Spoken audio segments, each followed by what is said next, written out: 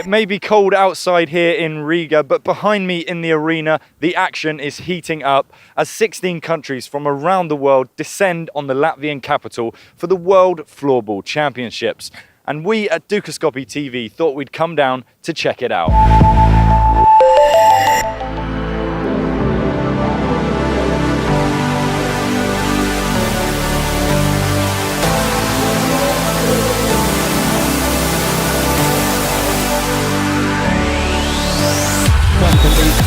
This rapidly growing sport is gaining fans across the globe with its fast-paced style and free-scoring games.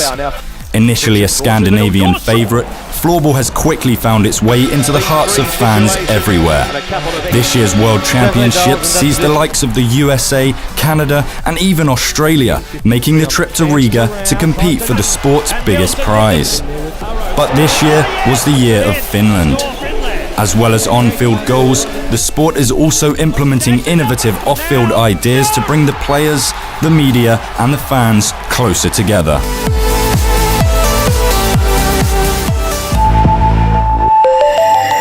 During the current World Floorball Championships in Riga, the Swiss Floorball Federation decided to do something a little bit special.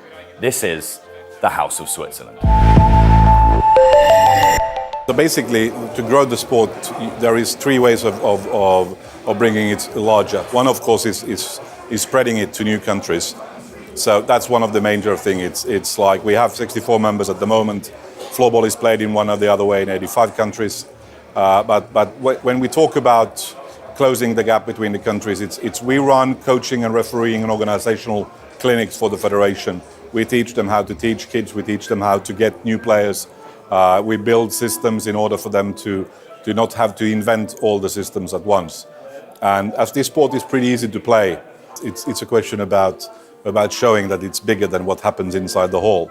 If you bring fans to a city, it has a financial effect to the city, it has a financial effect as a whole, and also it brings the competition to the city, because you can see that what the hell is a House of Switzerland, what the hell is it doing in the middle of Riga?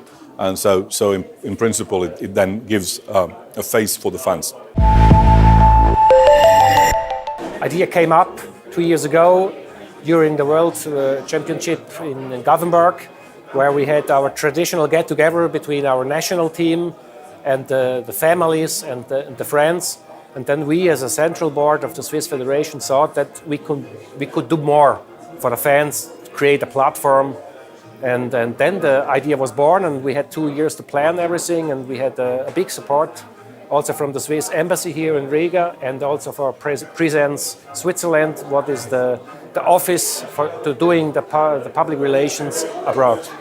It is important because we try to give our sport a face not only to the community knows us, but also to go public, to be in the center of Riga and to show them there is a sport calling floorball and show them what we are doing. So it's very important to go out of the arena, out of the stadiums, and to celebrate our sport and show them what we are doing.